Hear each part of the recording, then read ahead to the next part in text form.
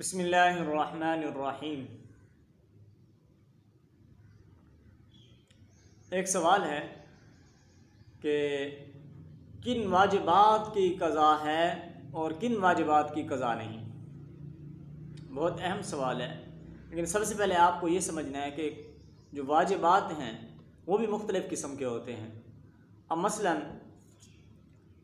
یہ 3 وتر جو عشاء کی نماز کے اندر ہوتے ہیں، اب یہ 3 وتر کی ادائیگی انسان پر واجب ہے۔ اب اگر کسی شخص سے یہ 3 وتر چھوٹ جاتے ہیں تو اس صورت میں اس پر ان 3 وتروں کی قضا لازم ہوگی۔ اگر یہ فجر کی اذان سے پہلے 3 وتروں کو نہیں پڑھ پایا تو پھر یہ قضا کرے گا۔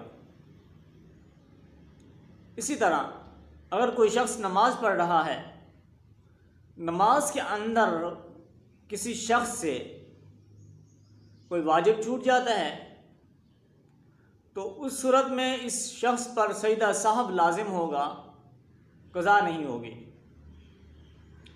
اسی طرح اب کسی شخص پر زکوٰۃ یا قربانی واجب ہے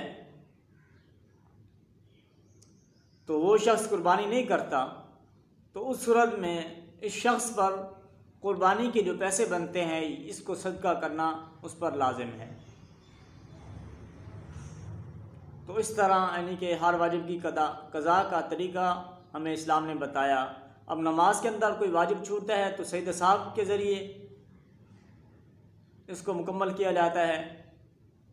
اگر کسی سے وتر چھوٹ جاتے ہیں، وتر واجب ہیں، تو اس کی قضا لازم ہوتی ہے۔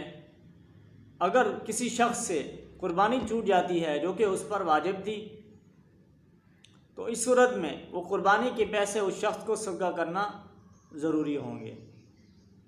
تو اس طرح ہمیں سکھایا گیا ہے، اس طرح ہم اپنے واجبات کی ادائیگی کر سکتے ہیں۔ وآخر دعوانا ان الحمد للہ رب العالمین۔